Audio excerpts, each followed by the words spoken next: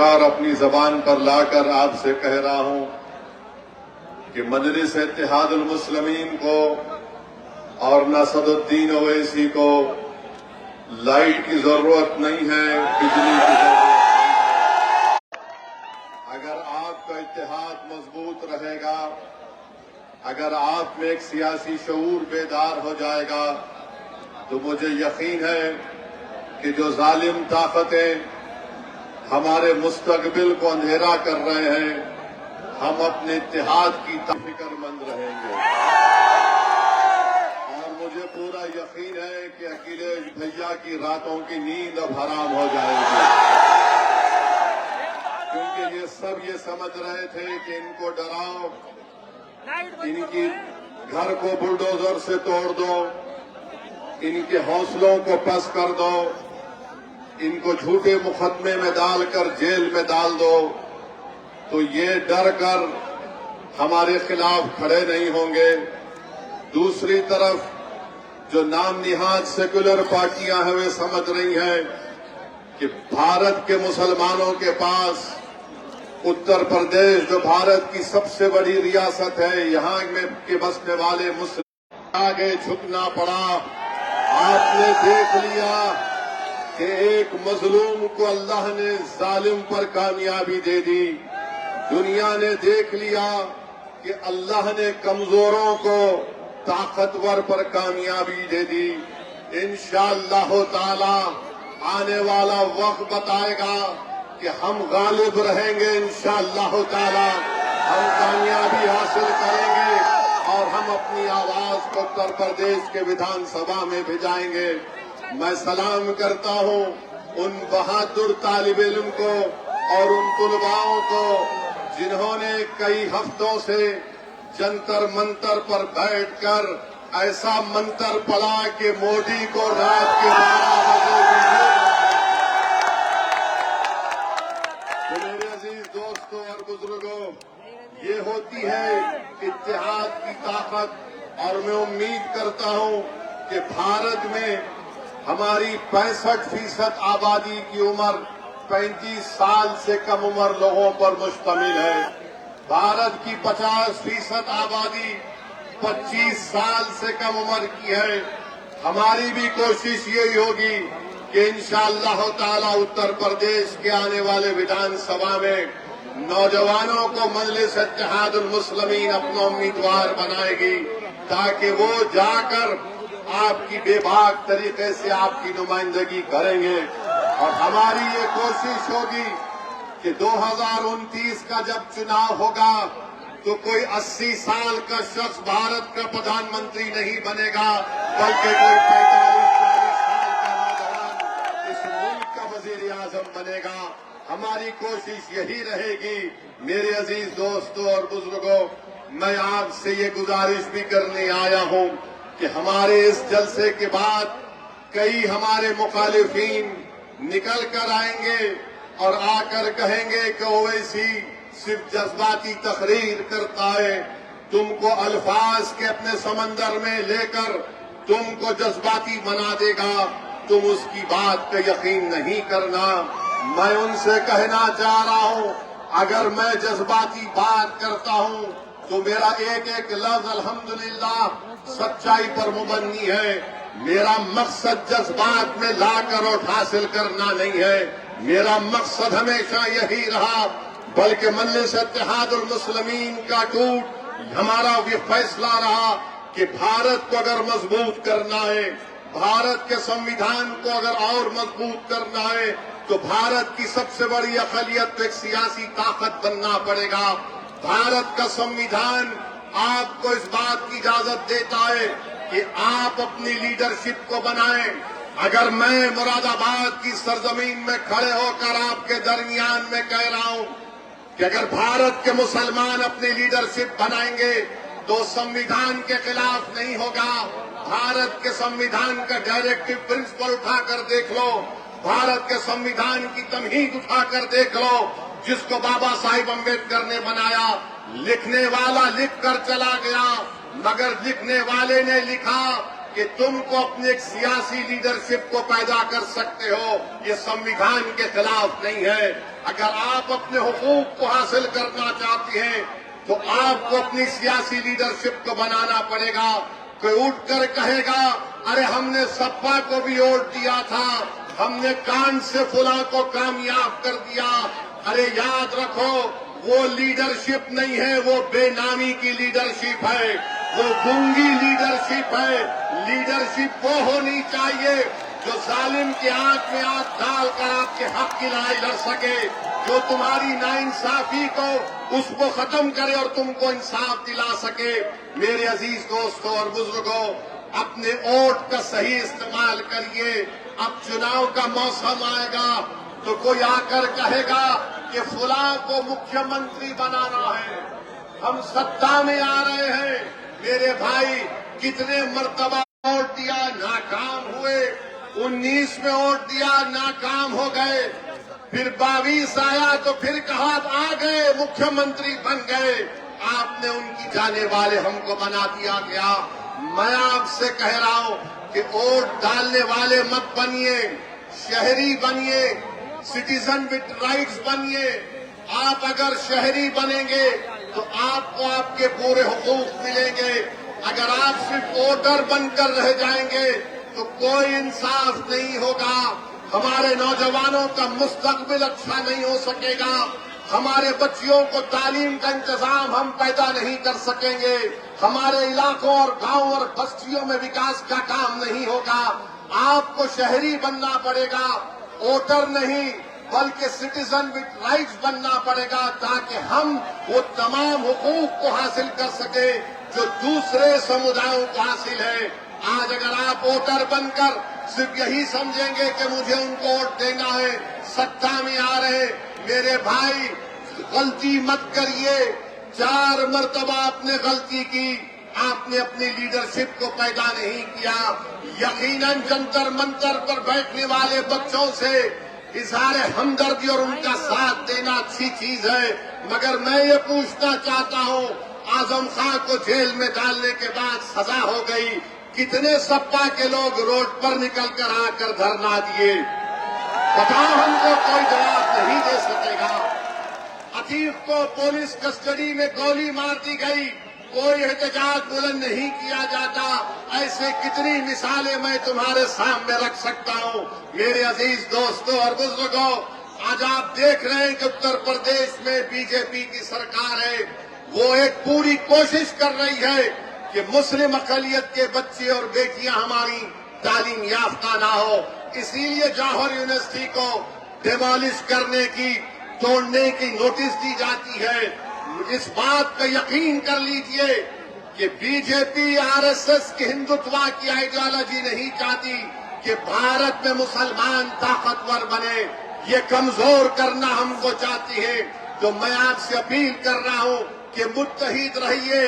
اور پھر ہم نے دیکھا کہ سماجوادی پارٹی کے نیتا اکھلیش نے سوشل میڈیا پر لکھا کہ جوہر یونیورسٹی کی ان تمام بلڈنگز کو ریگولرائز کر دیا جا سکتا ہے. اکھلیش یادو نے قانون کا حوالہ دیا, کہا کہ 1973 کا اتر پردیش نگر وکاس ادھینیم, اس کے تحت جوہر یونیورسٹی کو ریگولرائز کر دیا جا سکتا ہے. میں پوچھنا چاہ رہا ہوں سپا کے چمچوں سے, میں پوچھنا چاہ رہا ہوں سپا کی غلامی کرنے والوں سے, میں پوچھنا چاہ رہا ہوں اکھلیش یادو سے کہ تم تو مکھیہ منتری 2017 تک تھے, تم نے جوہر یونیورسٹی کو ریگولرائز کیوں نہیں کیا؟ اگر 1973 کا قانون تھا تو تم نے کیوں نہیں کیا؟ تو سپا کے لوگ بولیں گے نہیں, اعظم نے ہم سے نہیں کہا تھا.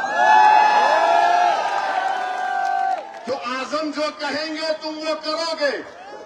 5 سال تم مکھیہ منتری تھے, 1973 کا قانون کو تم نے استعمال نہیں کیا. اگر تم استعمال کرتے تو آج وہ یونیورسٹی کو نوٹس نہیں دی جاتی تھی.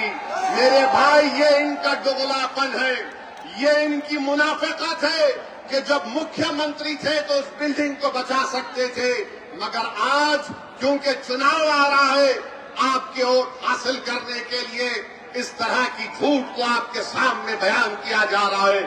میرے عزیز دوستوں اور بزرگوں، پھر آپ کو ہم یہاں پر مجھے شوکت صاحب ذمہ داروں سے ملے اور بعض لوگ شکایت کیے کہ اسد صاحب ایسا کرتے ہیں۔ یاد رکھو یہ مراد آباد کی سرزمین ہے۔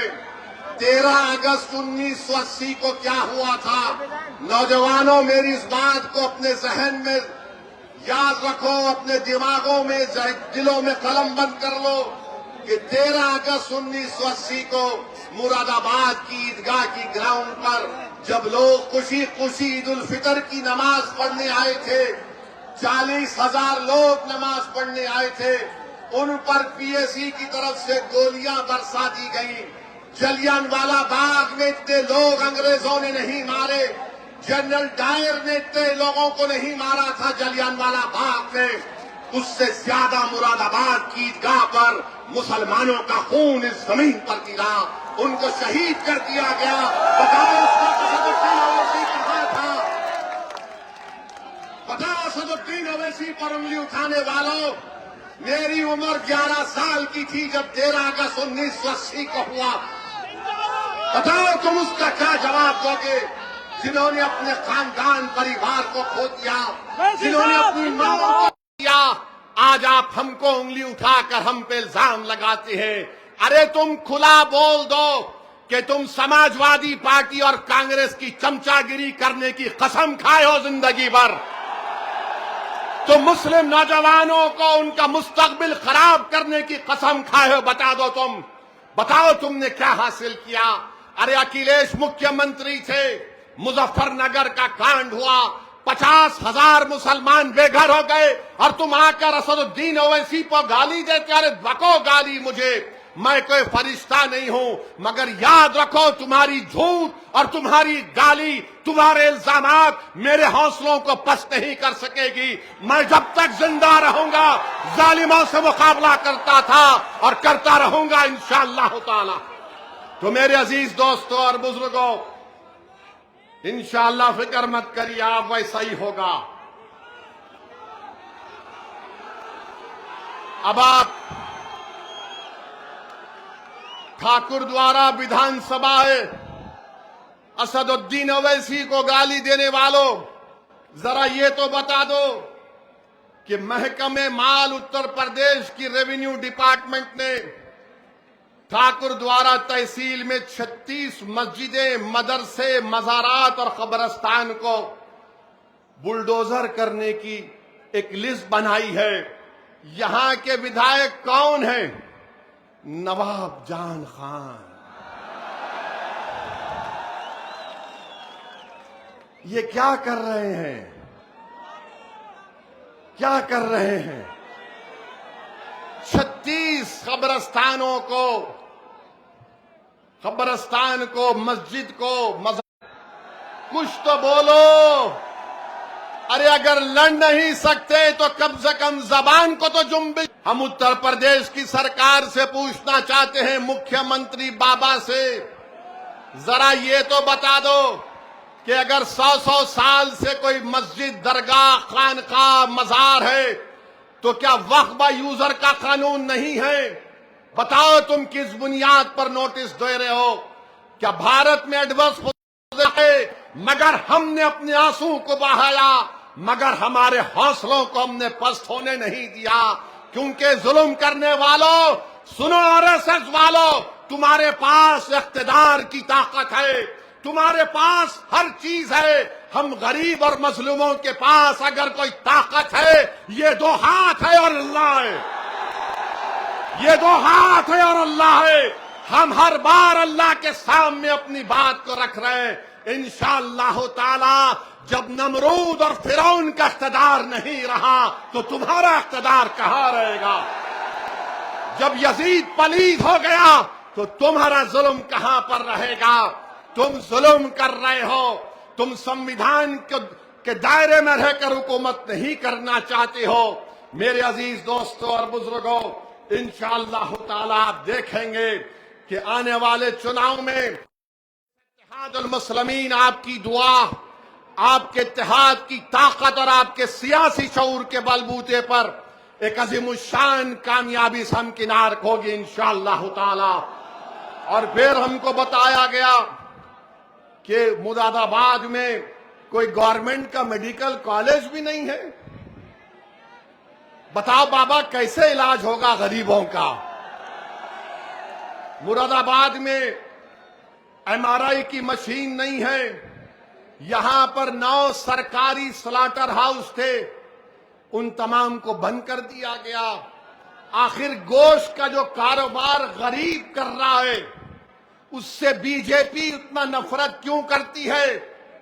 بھارت سے ایکسپورٹ ہو رہا ہے بیف اتر پردیش سے، تو نہ مودی کو تکلیف نہ بابا کو تکلیف، مگر ایک چھوٹا غریب آدمی اپنا گوشت کا کاروبار کرتا ہے تو غریبوں سے دشمنی ہے، دولت مندوں سے ہمدردی ہے مودی اور بابا کو۔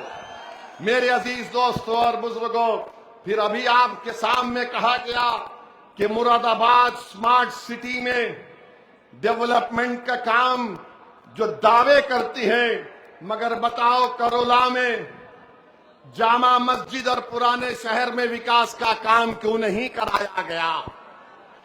سمارٹ سٹی کا پیسہ کہاں چلا گیا؟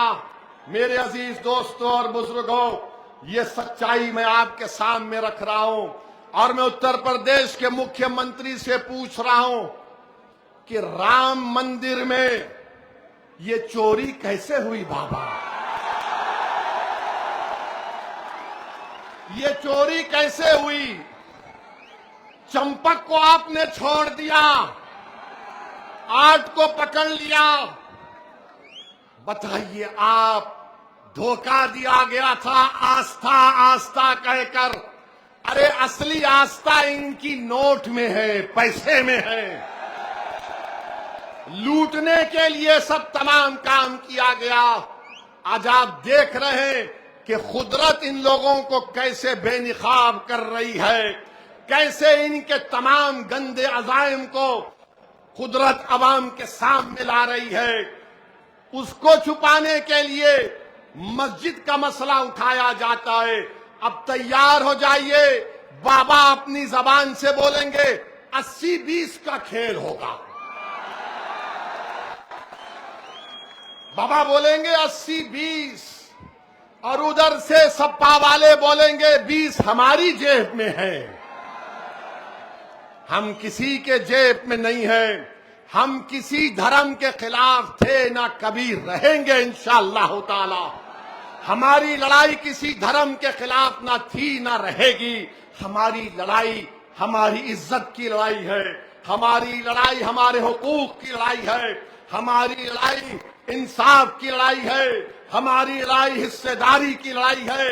اب ہم دری نہیں بچھا کر نیچے نہیں بیٹھنا چاہتے، اب ہم برابری چاہتے ہیں۔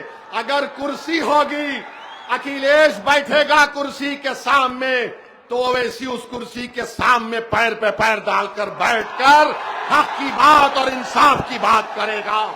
سن لو، میں پہلے بھی کہہ چکا ہوں اور آج بھی کہہ رہا ہوں، مجلس نہیں چاہتی کہ دوبارہ بھاجپ کی سرکار بنے اتر پردیش میں۔ میں ہاتھ ملانے کو تیار ہوں، میں الائنس کرنے کو تیار ہوں۔ آج وقت ہے بات کر لو، بعد میں رونا نہیں چناؤ ختم ہونے کے بعد۔ ہم نہیں چاہتے کہ بی جے پی دوبارہ سत्ता میں آئے۔ تم کہتے نا کہ اویسی کے لڑنے سے ہم کو نقصان ہو جاتا، چلو میں تمہارے ساتھ مل کر لڑنے کو تیار ہوں۔ تم تیار ہو؟ یہ لوگ تیار نہیں ہیں، کیا آپ تیار ہیں؟ کیا آپ تیار ہیں؟ کیا پورا مراد آباد تیار ہے؟ کیا آپ مجلس کا پرچم تھامیں گے؟ تو لگاؤ میرے ساتھ نعرہ، نعرہ تکبیر، نعرہ تکبیر۔ مجلس کے مخالفین کو یہ بھی پیٹ میں درد ہوتا کہ سیاسی جلسے میں اس نے نعرہ تکبیر کیوں بولا؟ ارے کیوں نہیں بولیں گے؟ یہ نعرہ حیات ہے، یہ نعرہ بلند کرنے سے ہمارا ایمان تازہ ہوتا ہے۔ اگر ہم اللہ کو اکبر نہیں کہیں گے تو کس کو کہیں گے بولو؟ جدا ہو دین سے جو سیاست تو رہ جاتی ہے چنگیزی. تم کیا بھول گئے؟ ہر بار نہیں نعرہ کیوں لگاتے؟ سنو، یہ نعرہ لگتا تھا، آزادی کی لڑائی میں بھی لگتا تھا، انگریزوں کی لاٹھیاں کھاتے تھے اور نعرے تکبیر اللہ اکبر کا نعرہ بلند کرتے تھے، گولیاں کھاتے تھے، جے ہند کا نعرہ بلند کرتے تھے. اب بتاؤ اس میں کیا تکلیف دہ بات ہے؟ بہرحال میرے عزیز دوستوں اور بزرگوں، جو کچھ دلی میں ہوا میں اس کا کنڈیم کرتا ہوں کہ 4 بچوں پر مودی کے حکم پر پیلٹ گن چلائی گئی، جس میں ایک بچے کا نام شیخ ارشاد منصوری بھی تھا، جو جبل پور مدھیہ پردیش کا، جس نے BSc اور MBA کی تعلیم حاصل کی. اس پر پیلٹ گن کی گولیاں چلائی گئیں، 12 بور. اور وہ اس بچے سے ملاقات کیندر کے منتری نڈا صاحب جا کر ملے. اس شیخ ارشاد منصوری سے جب نڈا صاحب نے پوچھا کہ تم وہاں کیوں گئے تھے، تم وہاں کیوں گئے تھے، تم یہاں پر کیوں آئے، لوگ پوچھیں گے تم کو. آپ یہاں پر آئے تو بعض لوگ پوچھیں گے چمچے سپا کے، اے تم کیوں گئے؟ تو ارشاد منصوری نے جو جواب دیا اس کو اپنے ذہن میں ذہن نشین کر لیجئے. شیخ ارشاد منصوری نے مودی کے منتری سے کہا شکشا کا مسئلہ تھا، ناانصافی ہو رہی تھی، ناانصافی کے خلاف میں گیا تھا. تو میرے بھائی، مگر اس بچے کو پیلٹ گن سے چھرے نکلتے ہیں، 12 بور جو RAF کے پاس تھی. اس بچے کی آنکھ میں، جسم میں گولی لگی. ایک 19 سال کا بچہ ہے ساحل، ایک 32 سال کی خاتون ہے، ایک 28 سال کا انگریزی آؤٹ لک میگزین کے صحافی ہیں. ان کو پیلٹ گن سے مارا گیا.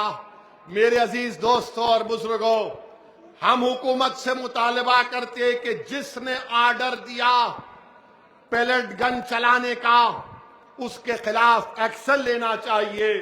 مگر میرے بھائی، کیا آپ جانتے ہیں کہ 2016 اور 2019 تک کشمیر میں یہی پیلٹ گن سے 140 لوگوں کو گولی چلائی گئی. پیلٹ گن سے 140 اندھے ہو گئے، نابینا ہو گئے.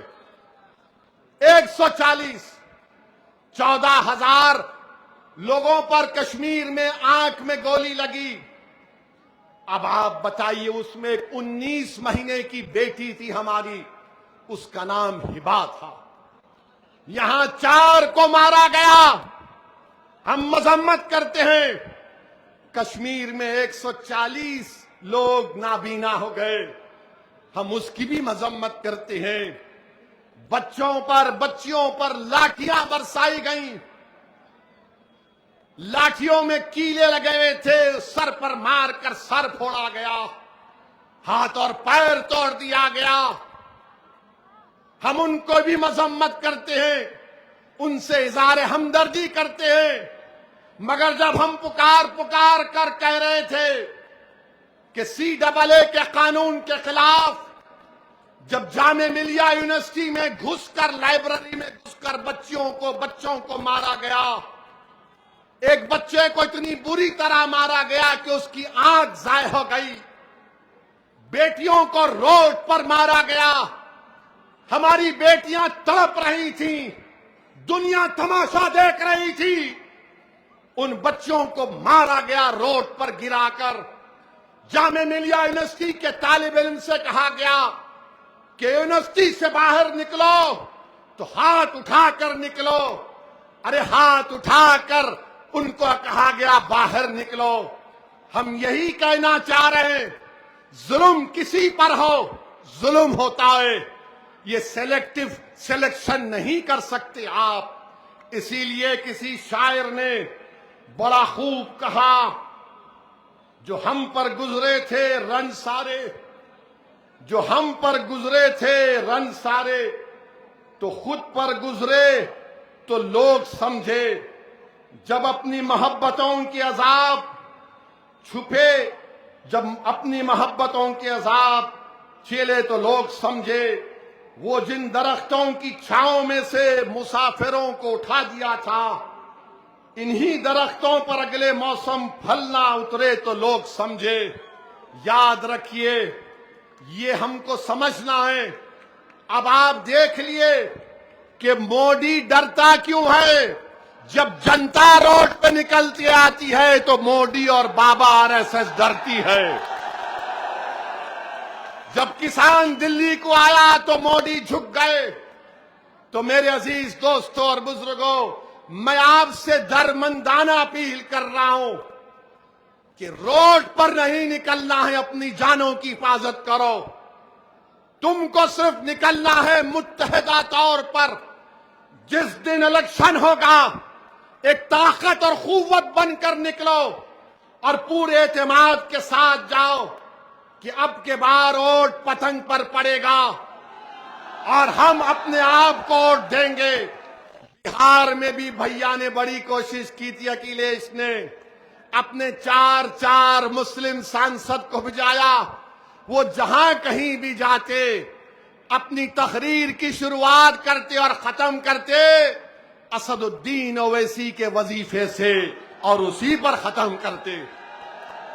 اتنی گالیاں، اتنا جھوٹ بکا گیا، مگر لاکھوں سلام بہار اور خاص طور سے سیمانچل کی جنتا کو کہ انہوں نے اکھلیش کے اس پیغام کو ٹھکرایا اور کہا کہ بہار میں ہماری لیڈرشپ ہوگی.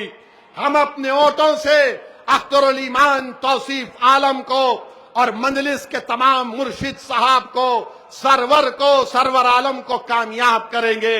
میرے بھائی، اگر اللہ میرے دل کو زبان دیتا تو میں دل کو نکال کر تمہارے قدموں میں رکھ دیتا کہ یاد رکھو تم جب اٹھ کر اپنے حق کے لیے لڑو گے، ناانصافی کے دور کا خاتمہ ہوگا. کوئی آ کر تم سے انصاف نہیں کرے گا. ہاں، ہمارے مرنے کے بعد ہمارے جنازے پر آ کر کھڑے ہو کر مرنے والے کے خاندان کو پرسہ دے کر چلے جائیں گے، مگر اب ایسے نہیں ہوگا.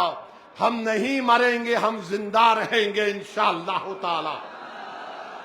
ہم زندہ رہیں گے اپنے حق کے لیے اور اپنی آنے والی نسلوں کے لیے. ہم زندہ رہیں گے تاکہ ہماری زندگی، ہم اس زندگی سے اپنے پروردگار کی عبادت گاہوں کو آباد کر سکیں. ہم زندہ رہیں گے اس لیے کہ ہم اپنے مدرسوں کو آباد رکھ سکیں گے. ہم زندہ اس لیے رہیں گے تاکہ ہماری بیٹیوں کو تعلیم کے زیور سے آراستہ کیا جائے. ہم زندہ اس لیے رہیں گے کہ کوئی ناانصافی ہم سے نہ کرے.